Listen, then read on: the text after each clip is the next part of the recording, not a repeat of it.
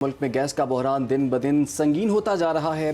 अवाम load shedding, महंगाई और हुकूमती पॉलिसियों की वजह से महंगाई की चक्की में पिस कर रह गए हैं। पाकिस्तान में गैस का गर्दिशी कर्जा 2800 अरब रुपए तक जा पहुंचा है, जो मुल्क की तवानाई शोबे के लिए एक खतरनाक हद करार दी जा रही है। इसी पर बात करेंगे। हमें ज्वाइन कर लिया है energy expert doctor Shoaib Ahmed साहब ने।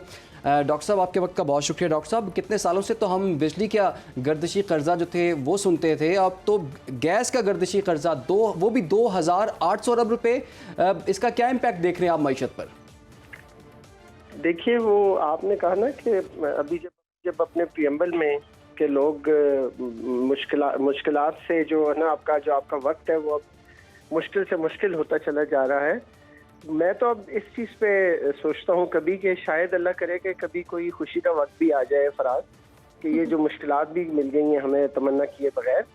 सूरत हाल कुछ यूँ है कि एक जो डिमांड सप्लाई मतलब यानी हम जो जितनी भी टर्मिनोलॉजीज हम बचपन से पढ़ते आए हैं ना जी, या सीखते आए हैं, आज जब उसकी अमल दरामद का उसकी इम्प्लीमेंटेशन का टाइम आता है तो ऐसे लगता है कि जनाब यहाँ तो कोई भी जो बेसिक्स है ना जी माइक्रो इकोनॉमिक्स की, वहां से लेकर मैक्रो तक कोई भी ऐसी बात नहीं है जिसके अंदर आपस में कोई लिंक बनता हो ना।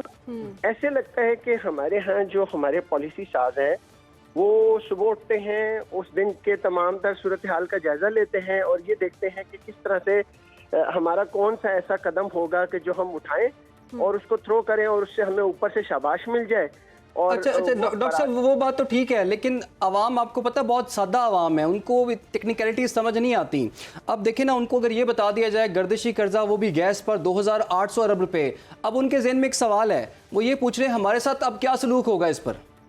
वही बताने लगा था ना, वो सलूक क्या होगा? वो सलूक ये होगा कि जो वहां पर पॉलिसी मेकर बैठा हुआ है ना, जिसने बनाया है, वो वहां से ऊपर एक ऐसा बयान जारी करवा देगा कि जिससे सुबह बल्ले बल्ले हो जाएगी, शाबाशियां मिल जाएंगी, उसे अखबारात में कैप्शन लग जाएंगे, लेकिन जो असल कहानी होगी वो वहीं पे वो जो जीरो नॉट के ऊपर खड़ी हुई नजर आएगी ना। अब आप मुझे एक चीज, मैं चले जिम्नन सवाल दर सवाल वाली बात आ गई, आपको अंदाजा ही है कि गैस की जो शॉर्टेज है, ये शॉर्टफॉल है या जो इसके न्यू कनेक्शंस हैं, ये एक जमाने की बात हो गई है ना। मतलब एक अरसा हो गया कि हमने सुना है कि जनाब की गैस की जो है ना वो फरावानी होगी या नए कनेक्शन हो गए या गैस वाफिर मिकदार में मिल रही होगी। अगर आप एक चीज को ना चले, अगर यही फार्मूला बना ले जो इंटरनेशनल है कि वो कंजम्पशन बेस है यार, जो अफोर्ड कर सकता है खरीदे, नहीं कर सकता ना खरीदे, एक फार्मूला है। लेकिन शोएब साहब, जो अफोर्ड कर सकते गैस तो उनके लिए भी नहीं आ रही है ना। बिजली के बिलों में ओवर बिलिंग करके वहां पॉलिसी नहीं, अब गैस के हवाले से कोई पॉलिसी नहीं, अवाम पर अल्टीमेटली बोझ पड़ रहा है और गैस जो है वो आने का नाम नहीं ले रही। अगर किल्लत है तो फिर हुकूमत ख्वाब कैसे दिखा रही है कि नए कनेक्शंस भी लगाएगी? एग्जैक्टली मैं यही कह रहा हूँ ना, वो ये जो नए कनेक्शन लगाने का जो आपको है ना ख्वाब दिखाना, यही तो मैं गुजारिश कर रहा हूँ। मैंने पहला जो जुमला कहा, मैं हर चीज रब्त में बात करता हूँ कि वो किसी एक बंदे ने बैठ के सुबह उनको कह दिया कि जी आज आप ये बयान थ्रो कर दें। अब वहां पर अगर कोई विजन हो ना सामने और कोई लॉन्ग टर्म प्लानिंग हो, तो अगला सवाल ये पूछे कि भाई गैस तो अवेलेबल ही नहीं है आपके पास, आपका सिस्टम खाली पड़ा हुआ है, आपके यहाँ आपका एलएनजी का भी क्राइसिस शुरू हो गया है, तो आप कहाँ से नए कनेक्शन देंगे? खुदा के लिए जो कनेक्शन अवेलेबल है उनको तो कंसोलिडेट करें। ये देखिए ना, ये होता है विजडम, ये होती है लॉन्ग टर्म प्लानिंग। यहाँ सिर्फ और सिर्फ प्लानिंग चल रही है उन बयानात के ऊपर जिन बयानात के जरिए सुबह हमें शोहरत मिल जाए, एक दिन के लिए हमारी कसीदा तो शोएब साहब, ये जो IMF ने गर्दिशी कर्ज खत्म करने का प्लान तलब किया है, ये फिर कैसे प्रोसेस आगे बढ़ेगा? मैं बहुत जान की ईमान पा के आजकल बात करनी पड़ती है। IMF एक ऐसा टार्जन है, जिस तरह हम बचपन में टार्जन के या किसी एक भूत के कैरेक्टर से बच्चों को डराया करते थे ना। मुझे ये बताइए यार, मतलब एक इंतहा है, सोच है कि क्या ये IMF के कोई ऐसे रूल्स, मैं इसको पूरे को स्टडी कर बैठा हूँ ना, कोई एक ऐसी चीज जो हमारी इशराफिया पे इम्प्लीमेंट होती हो, किसी एक दिन हमारी इशराफिया ने, हमारे उमरा ने, हमारे ये जो लॉट है, लीड ग्रुप है, इसने किसी एक चीज पर कंप्रोमाइज किया हो, प्रोटोकॉल्स पर कंप्रोमाइज हुआ हो, फ्यूल की जो कंजम्पशन है उसके ऊपर कंप्रोमाइज करने के लिए कैसे मैं और आप रह गए हैं? मैं इस चीज को समझने से कासिर हूँ। अगर इनके पास नहीं है वो विजडम, तो ये खुदा के लिए, आप देखिए, मैं एक जमाने में ओपन अखबार के अंदर क्वेश्चंस गए थे, 20 क्वेश्चन उन्होंने दिए थे। गवर्नमेंट ने, उस जमाने की गवर्नमेंट थी एक, उन्होंने कहा था कि भाई हमारी जो प्रॉब्लम्स हैं इनको सॉल्व करने में एज ए नेशन हमारे साथ हेल्प करें।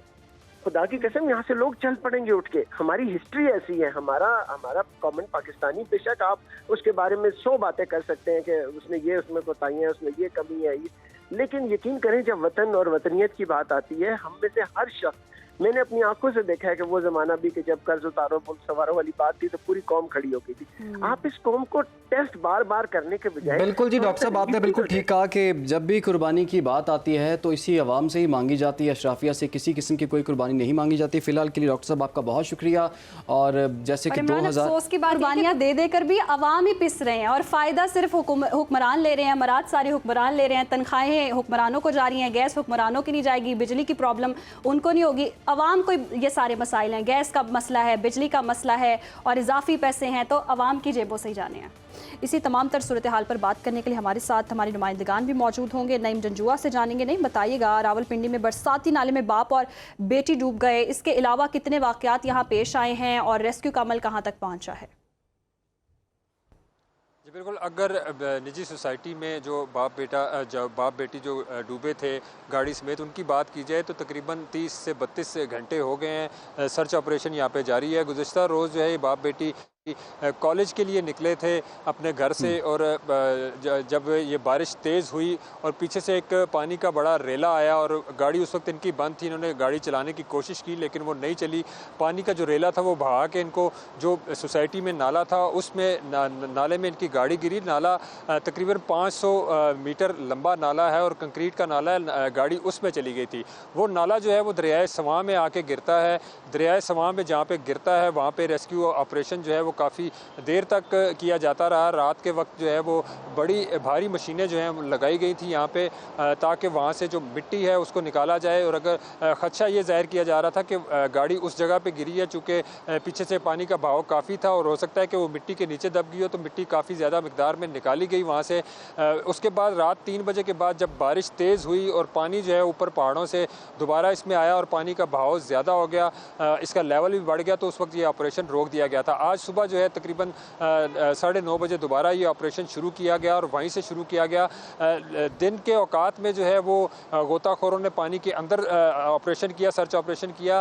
उससे पहले जो है मुख्तलिफ टीमें जो 1122 की थी, पुलिस की टीमें थी और सोसाइटी की अपनी जो टीम थी वो जो सवां के गिरदोनवा के जो इलाके हैं, जो किनारे हैं, वहाँ पे सर्च ऑपरेशन वो करते रहे लेकिन उनको कामयाबी नहीं मिली। उसके बाद जब पानी का लेवल थोड़ा कम हुआ तो जो गोताखोर थे नेवी के, उन्होंने उसी जगह पे पानी के अंदर सर्च ऑपरेशन किया। अभी कुछ देर पहले जिस मुकाम पे मैं खड़ा हूँ, दरियाए सवां का ये पुल है, इसके नीचे जो है कश्तियों के ज़रिए यहाँ पे भी सर्च ऑपरेशन किया गया। यहाँ के मुकामी लोगों का कहना था कि वहाँ से लेकर यहाँ तक जो पुल हैं इस दरियाए सवां के ऊपर, तो उनके पुलों के जो पिलर्स हैं उसके किनारों पे काफ़ी गहरी जगह है, तो हो सकता है कि यहाँ पे कोई गाड़ी जो है यहाँ पे कहीं फंस गई और उसके बाद जो है यहाँ पे सर्च ऑपरेशन किया गया। मुकामी लोगों की तरफ से कुछ देर पहले जो है वो एक जगह की निशानदेही की गई कि यहाँ पे कुछ चमकदार चीज़ भी उनको नज़र आई है। उसके बाद जो नेवी के और आर्मी के जो गोताखोर थे वो उस मुकाम पर पहुँचे और वहाँ पे सर्च ऑपरेशन किया, लेकिन उनको कोई चीज़ ताहाल नहीं मिल सकी। अभी ये ऑपरेशन जारी है और अगर वाकयात की बात की जाए तो कल आपने कहा कि ये ऑपरेशन इस वक्त जारी है, कुल 3 वाकयात हुए हैं। अभी एक वाकये से मुतालिक आप हमें आगाह करें, दीगर 2 वाकयात से मुतालिक क्या इत्तलात सामने आई हैं और उसमें कितना नुकसान हुआ है? जी बिल्कुल, ये 3 वाकयात हुए थे।